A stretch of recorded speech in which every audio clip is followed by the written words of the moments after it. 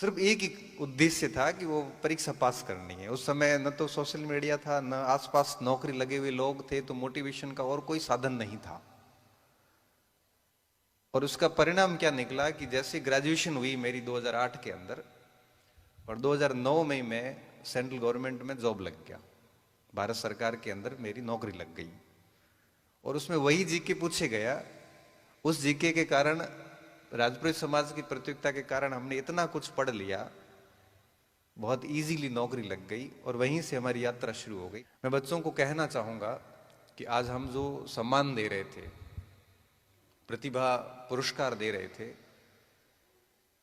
अब आप में से आगे कितने जाके इस प्रतिभा को एक पहचान दिलाएंगे, कितने बच्चे आगे जाके प्रतिभा को एक मंच पे ले जाएंगे, कितने बच्चे अपनी प्रतिभा का अच्छे से यूटिलाइज करेंगे, ये इस बात पे तय करेगा कि आप में से कितने सारे स्टूडेंट नियमित रूप से आगे पढ़ते रहेंगे। नहीं तो ये पुरस्कार कोई काम के नहीं है। अब 10वीं में 12वीं में भले ही टॉप कर लो, ये पुरस्कार जीत लो, लेकिन कॉलेज में जाके अगर आप बिगड़ गए, वहां जाके अगर आप गलत संगति में पड़ गए, वहां जाके आप किसी ऐसे ग्रुप के साथ जुड़ गए जो ग्रुप ऑलरेडी बर्बाद हो रखा है, तो ये पढ़ाइयाँ, ये प्रयास सब व्यर्थ है। तो मैं आप सभी बच्चों को एक बात कहूंगा कि जिस तरह से आप पढ़ रहे हैं, अगले साल का टारगेट लेके फिर इस साल की तरह ही बहुत बढ़िया और मेहनत करें और कोशिश करें कि आप टॉप आए और लगातार पढ़ते रहें, क्योंकि प्रतिभा तभी मंच पर पहुंचती है जब उसमें नियमितता होती है। अगर नियमित रूप से नहीं पढ़ोगे तो ये प्रतिभा कोई काम की नहीं है। अगर आपके सामने अगर लक्ष्मण जी बैठे हैं तो आप इनसे पूछोगे ना कि आपकी सफलता का कोई एक कारण बताइए, तो ये कहेंगे कि मैं नियमित रूप से पढ़ रहा था, भले 2 घंटे पढ़ो, भले 4 घंटे पढ़ो।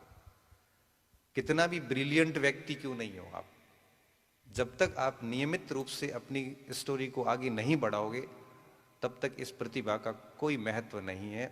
मैंने ऐसे स्टूडेंट भी देखे हैं जो अपनी स्कूलिंग में, अपनी कॉलेजेस में टॉप स्टूडेंट थे, आज कहाँ हैं अता पता ही नहीं। और मैं ऐसा विद्यार्थी था जो न तो कॉलेज में टॉप था, न स्कूल में कभी टॉप रहा। मैं हमेशा 50% वाले दायरे का विद्यार्थी रहा हूं। लेकिन उसके बाद में जो मेरी नियमितता रही वो आज भी बनी हुई है। मैं आज भी पढ़ता हूं, क्योंकि बच्चों को पढ़ाना है तो मुझे पढ़ना पड़ेगा। और मैं आपको एक बहुत स्पष्ट शब्दों में बात कहना चाहूंगा, आपका मूल्य जो है, आपकी जो वैल्यू है, वो इस बात से तय नहीं होती कि आप कितने अच्छे दिखते हैं। आपकी वैल्यू इस बात से भी तय नहीं होती कि आप कितने बड़े परिवार से आते हैं। आपकी वैल्यू इस बात से भी तय नहीं होती कि आप कितना अच्छा बोलते हैं या कितने अच्छे क्षेत्र से आते हैं। आपकी वैल्यू इस बात से भी तय नहीं होती कि आपके 10th 12th ग्रेजुएशन में कितने परसेंटेज है, बल्कि आपकी वैल्यू इस बात से तय होती है कि आपके पास में नॉलेज कितना है।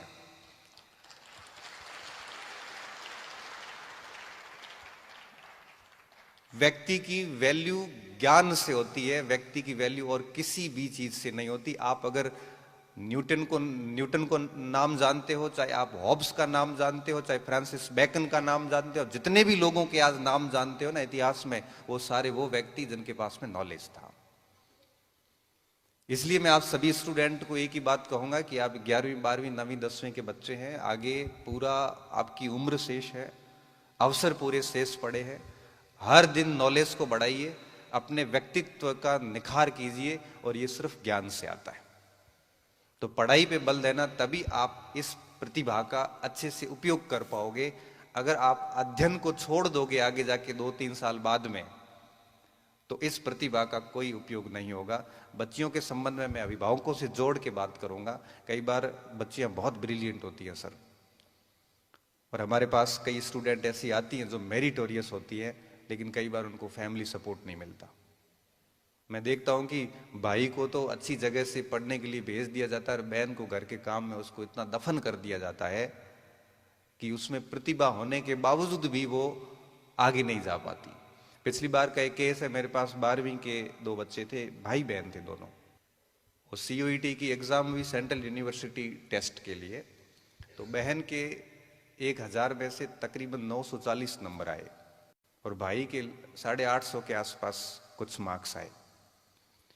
भाई को तो भेज दिया गया दिल्ली के अंदर पढ़ने के लिए, और बहन को कोटा ओपन के अंदर प्राइवेट में फॉर्म डलवा दिया। अब आप सोचिए कि बहन ज्यादा योग्य है उस भाई से, लेकिन उसको वो मंच नहीं दिया गया जिसको वो डिजर्व करती थी, और भाई को वहां भेज दिया गया, शायद वो डिजर्व भी नहीं करता था। तो हम समाज की ये मानसिकता थोड़ी ठीक होनी चाहिए कि अगर बच्ची योग्य है, अच्छी पढ़ रही है, तो निश्चित तौर पे उसको आगे मंच देना चाहिए, उसको अवसर देना चाहिए। ऐसे नहीं कि उसको शादी करके निपटा दो, अपन फ्री हो जाते हैं। क्योंकि आपके हमारे सभी समाजों की आधी आबादी ये है। हम एक तरफ बात करते हैं कि हमारी एजुकेशन समाज की अच्छी होनी चाहिए, दूसरी तरफ आधी आबादी को हम यहीं रोक देते हैं। आधी आबादी तो रुक गई, पीछे रही शेष 50%। अब 50% जो भाई रहे हैं शेष, उनमें से जो कॉलेज पहुंचते हैं उनमें से कुछ बच्चे ऐसे होते हैं जो एक्सपेक्टेड होते हैं कि ये नौकरी ले लेंगे, बढ़िया इंटेलिजेंट होते हैं। वो बच्चे कॉलेज में जाके कई बार गलत संगति में पड़ जाते हैं, और ये व्यापारिक कार्य जितने भी है, ये स्मगलिंग वगैरह, इनमें घुस जाते हैं। हम देखते हैं, हमारे सामने हमने कई ऐसे उदाहरण देखे हैं। 90% के बच्चे और लास्ट में पुड़ियां बेचते हुए पकड़े गए और जेल में बैठे हैं। वो प्रतिभा, उस बच्चे ने भी कहीं न कहीं प्रतिभा पुरस्कार लिया होगा, और आज वो बच्चे जेल में बैठे होते हैं। इसलिए कहता हूं कि इस प्रतिभा का महत्व तभी है जब आप निरंतर पढ़ोगे। और मैं सभी अभिभावकों से ये आग्रह करूंगा कि इन बच्चियों को, जो अच्छी इंटेलिजेंट बच्ची है, जो आपको लगता है वास्तव में योग्य स्टूडेंट है, और योग्य कौन है वो आपको अपने इनके बच्चों के गुरुजन आपको बता देते हैं कि आप आपसे बहुत सीधा संवाद करते हैं कि साहब टाबर है, वो पढ़ाई में होशियार है, इन थोड़ा आगे पढ़ाया, तो वो टाबर नो आगे पढ़ाने की जिम्मेदारी भी अपनी हुए, अपन उसको रोक देते हैं, तो ये बड़ा पाप है। मुझे लगता है कि हमें थोड़ा सा इस और काम करना चाहिए। मैं अभिभावकों से एक और चीज पर भी बात करना चाहूंगा कि बच्चे आपसे 3 चीजें चाहते हैं। एक तो अवसर चाहते हैं कि उनको आप अपॉर्चुनिटी, अवसर दीजिए पढ़ने के लिए। ऐसा नहीं कि बीए कर ली, एमए कर ली, करते कह दिया भाई 1 साल है, अब पढ़ाई छोड़, काम धंधा कर।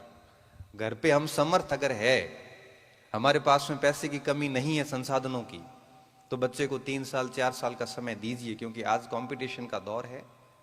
औसत उम्र नौकरी की 25-27 साल आ गई है। अगर आप बेल्ट की नौकरी को छोड़ दो, वर्दी की नौकरी जो जल्दी लगनी पड़ती है, बाकी किसी भी नौकरी में जाओगे तो 25-27 साल में बच्चा औसत नौकरी लगता है आज की तारीख में। हम क्या करते हैं कि ग्रेजुएशन हुई ही नहीं और उसको टॉर्चर करना शुरू कर देते हैं। समाज उसको टॉर्चर करना शुरू कर देता है, परिवार करना शुरू कर देता है। मैं चाहता हूं कि ऐसा ना करें, हम उस बच्चे को पूरा अवसर दें। एटलीस्ट ग्रेजुएशन के बाद 3-4 साल का फुल समय दें उसको।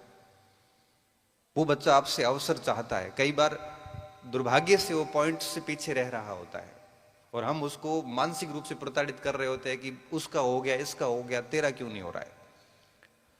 हम किसी से तुलना नहीं कर सकते। बच्चों की तुलना कर करके बच्चों को हम बहुत प्रताड़ित करते हैं।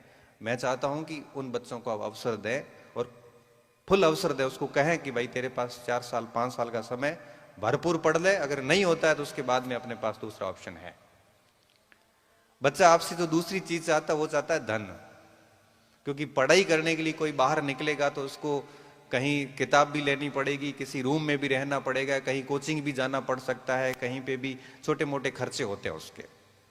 और मैं देखता हूं कि कई बार मेरे पास सर ऐसे ऐसे केसेस आते हैं जब माता पिता समर्थ है पैसे देने के लिए, लेकिन नहीं दे रहे हैं, छोड़ दिया जाता है कि तू जाना, थारो काम जाना है। क्यों? जब पैदा हमने किया है तो हमारी जिम्मेदारी होती है उसको पढ़ाने की भी। हम ऐसे छोड़ नहीं सकते।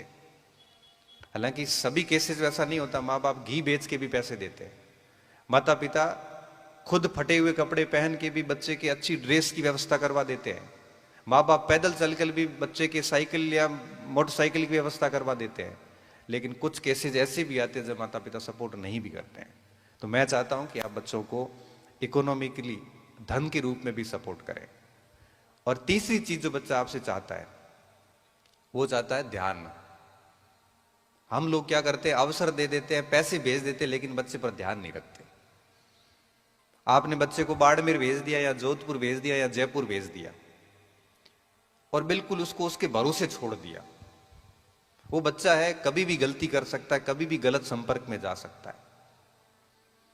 तो मैं सभी अभिभावकों से कहता हूं कि आपकी खेती इतनी इंपॉर्टेंट नहीं है जितना आपका बच्चा इंपॉर्टेंट है। आपका बिजनेस इतना महत्वपूर्ण नहीं जितना आपका बच्चा महत्वपूर्ण। बच्चा बिगड़ गया तो खेती और बिजनेस दोनों को बर्बाद कर देगा। अगर संतान बिगड़ गई तो आपने पूरे जीवन में जितना इकट्ठा किया है ना, वो एक कुछ सालों में ही बर्बाद कर देगा वो। और अगर संतान सुधर गई तो आप मान के चलिए कि वो उससे कई गुना ज्यादा एक्स्ट्रा कलेक्ट कर लेगा। पूत सपूत तो काहे धन संचित, पूत सपूत तो काहे धन संचन। पूत अगर कपूत है तो धन संचित करने की जरूरत नहीं है, वो वैसे डुबा देगा। और पूत अगर सपूत है तब भी धन संचित करने की आवश्यकता नहीं, वैसे ही कमा लेगा। तो उसके ऊपर थोड़ा ध्यान दीजिए। मैं चाहता हूं कि आपका बच्चा अगर महानगर में पढ़ रहा है, कहीं पे भी पढ़ रहा है, एटलीस्ट आप 15 दिन में, 20 दिन में, 1 महीने में अकस्मात जाइए उसके रूम में। आप जाइए, आप नहीं जा सकते तो किसी और को भेजिए, देखिए वो कर क्या रहा है। और वहां जाके आप देखोगे, एक दिन उसके पास रहोगे ना, तो वो हमेशा से इस भय में रहेगा कि घर से कोई भी आ सकता है। वो गलत करने से पहले 10 बार सोचेगा।